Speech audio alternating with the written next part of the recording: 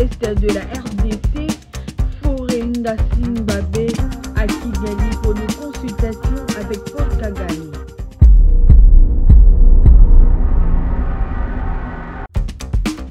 Ça se passe actuellement dans la ville de Lubumbashi où il y a l'amélioration, la qualité de la prise en charge médicale des Congolais, une vision qui se concrétise chaque jour. Ici, le chef d'État visite les centres hospitaliers Tshisekedi Tshilombo à Lubumbashi. Retour des images, suivons ensemble.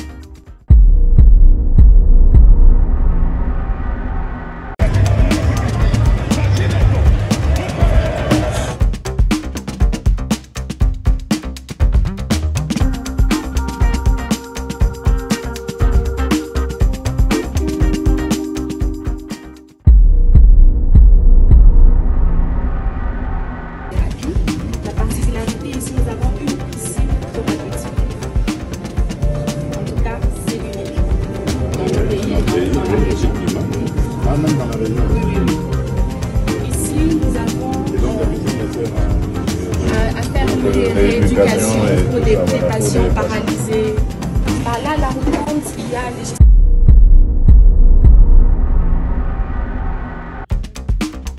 Le président de la République rend hommage solennel à la mémoire de ces grands serviteurs des dieux dont la vie a été un témoignage vivant de foi, d'humilité et d'engagement indéfectible pour la paix, la justice et la dignité humaine.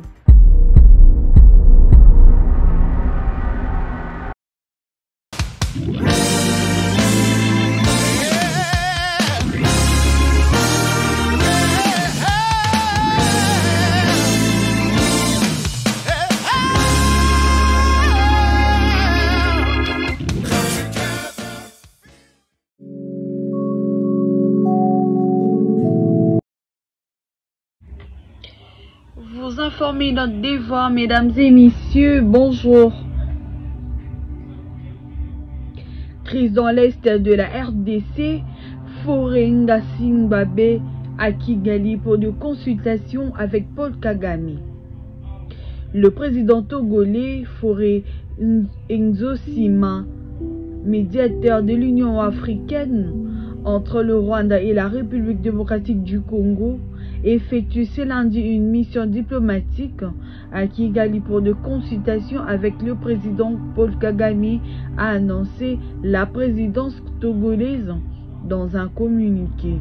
Les échanges porteront sur les causes, les conséquences et les implications des différents acteurs régionaux dans le conflit armé dans l'est de la République démocratique du Congo. Selon le communiqué, l'ambition du Togo est de poser les bases d'un dialogue constructif et d'une réconciliation durable en vue d'une résolution pacifique de cette crise qui secoue la région des Grands Lacs. Le président Fauré doit également réaffirmer sa responsabilité avec toutes les parties prenantes pour une solution durable aux tensions persistantes entre le Rwanda et la RDC, ainsi que pour faciliter les redynamisations de relations d'amitié et de coopération entre les deux pays. Ça se passe actuellement dans la ville de Lubumbashi où il y a l'amélioration, la qualité de la prise en charge médicale des Congolais, une vision qui se concrétise chaque jour. Ici, le chef d'État visite les centres hospitaliers Tshisekedi Tshilombo à Lubumbashi. Retour des images, suivons ensemble.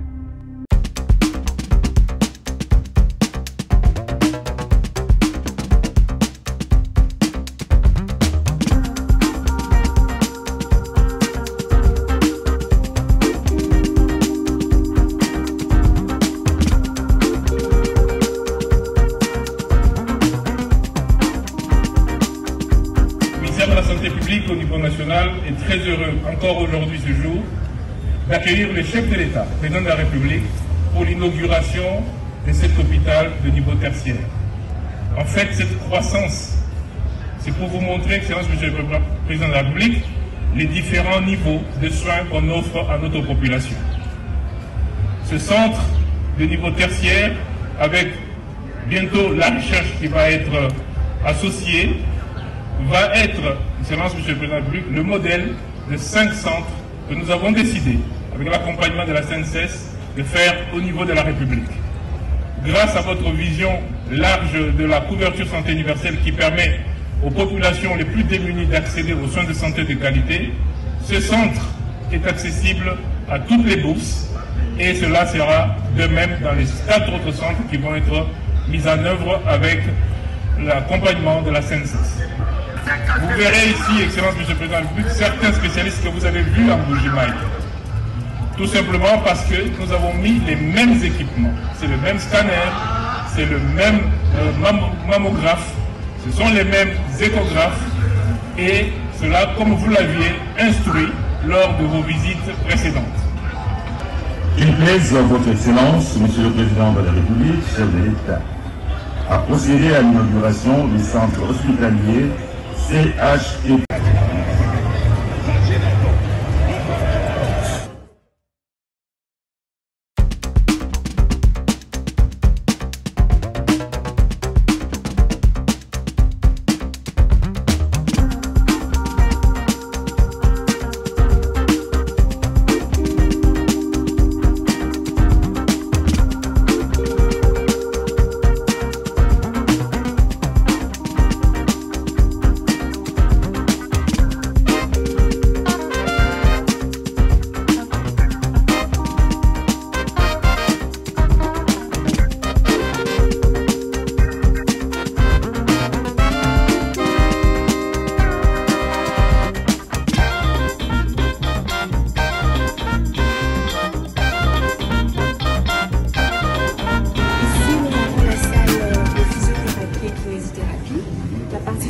Ici, nous avons une piscine thérapeutique. En tout cas, c'est l'unique dans le pays et dans la région. Ah, même dans la région. Oui. Ici, nous avons Et donc, la piscine à faire une rééducation pour des patients paralysés. Par là, la route, il y a les... Merci d'avoir suivi cet extrait des images. Nous vous rappelons que nous sommes toujours en deuil. Il y a le pape François qui est décédé depuis le lundi. C'est avec cette profonde douleur que le président de la République, Félix Antoine Tshisekedi Tshilombo, a adressé sa lettre de condoléances. Il a dit ceci: c'est avec une profonde affliction, une immense douleur que son Excellence Félix Antoine Tshisekedi Tshilombo, président de la République démocratique du Congo, a appris la nouvelle du décès de sa sainteté le pape François, survenu ce lundi 21 avril 2025. En ce moment de deuil, le chef de l'État, au nom du peuple congolais et en son nom propre, exprime ses condoléances les plus émues et ses sentiments de compassion chrétienne aux fidèles catholiques du monde entier, et tout particulièrement à ceux de la République démocratique du Congo. Il associe à leur peine et partage leur chagrin face à la perte de ses guides spirituels d'exception. Le président de la République rend hommage solennel à la mémoire de ces grands serviteurs des dieux dont la vie a été un témoignage vibrant de foi, d'humilité et d'engagement indéfectible pour la paix, la justice et la dignité humaine. Le pape François, pasteur universel, a marqué le monde par sa simplicité, sa proximité avec le plus vulnérable et son appel incessant à la fraternité entre le peuple.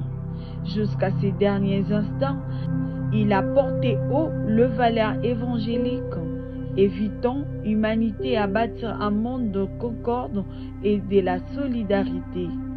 Les Congolais en particulier garderont une image.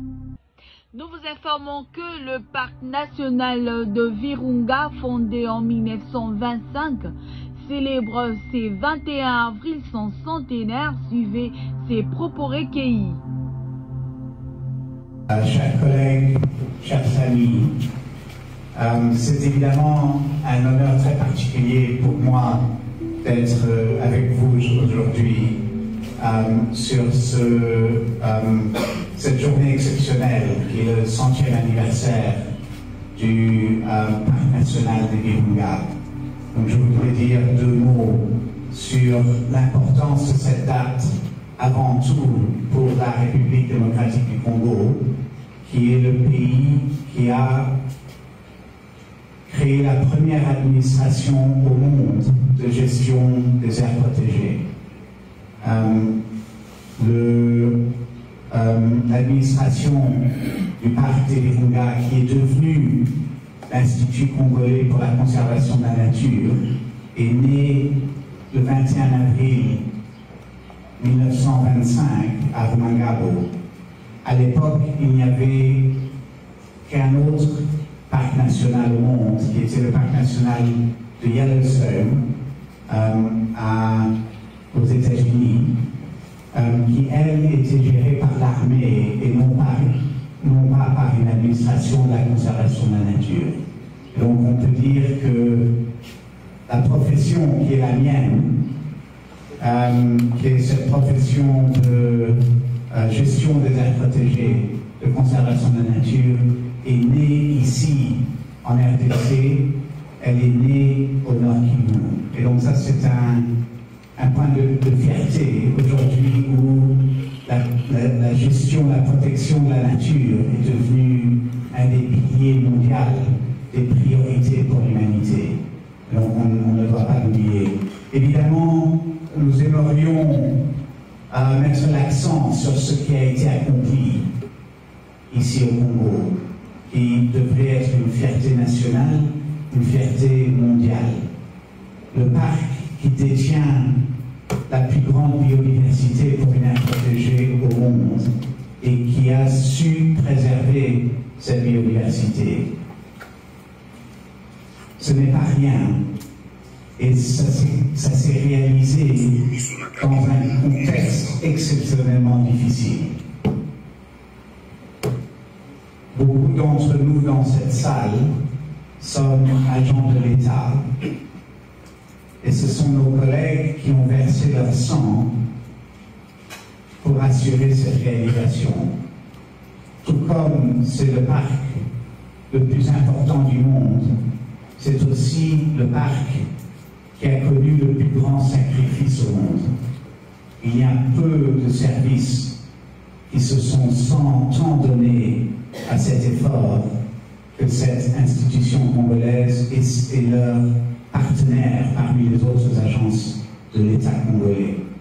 Et donc, c'est grâce à ça, avant tout, que nous sommes aujourd'hui en mesure de célébrer ce grand jour qui est le centenaire, le premier centenaire pour une administration d'aires protégées au monde. Et donc, cette journée, c'est pour célébrer le passé, mais c'est également pour s'exprimer sur l'avenir. Et c'est l'avenir qui compte. La période que nous vivons aujourd'hui est une période exceptionnellement difficile, mais c'est également la période que nous regarderons et que nos enfants regarderont comme la période où nous avons fait face à des obstacles exceptionnels et nous avons réussi. Et donc c'est l'avenir qui compte. Et si Son Excellence, Monsieur le Gouverneur, nous a demandé de nous réunir aujourd'hui, c'est dans cet esprit-là de voir ce parc comme un symbole de construction, de résilience et de vision d'avenir. Et donc, je vais, je pense, m'exprimer en plus de détails plus tard, mais il ne faut pas oublier que ce parc est un parc qui représente la nature, mais une nature qui s'intègre dans le paysage humain, qui s'associe aux populations et qui crée une économie moderne. C'est ça l'avenir de ce parc. Ce n'est pas un parc pour les animaux, c'est un parc où les écosystèmes naturels contribuent au bien-être de la population congolaise à travers la création d'une économie moderne. Et donc c'est sur ce sujet-là que nous nous concentrons à bâtir cette nouvelle économie pour le Congo qui crée une économie, qui crée un pays fort. Et c'est à travers un pays fort que toutes les solutions aux obstacles auxquels on est confronté aujourd'hui se trouvent. Donc, votre présence est pour nous un énorme encouragement, ce qui a été évident sur l'effort des 20 dernières années. Et ce qui est devenu très clair, c'est que ce parc ne peut pas survivre sans vous, sans ceux qui vivent autour, et en particulier ceux comme vous, dans vos différentes fonctions et responsabilités, qui représentez cette population si dynamique, si créative, et dans laquelle on peut trouver toutes les solutions. Donc, je me permets de laisser mon discours à ces derniers mots, et je vous remercie infiniment. Merci de nous avoir suivis. Pour ne rien manquer de l'actualité nationale et internationale, de reportages exclusifs, des interviews et des analyses pointues, abonnez-vous de maintenant à notre chaîne.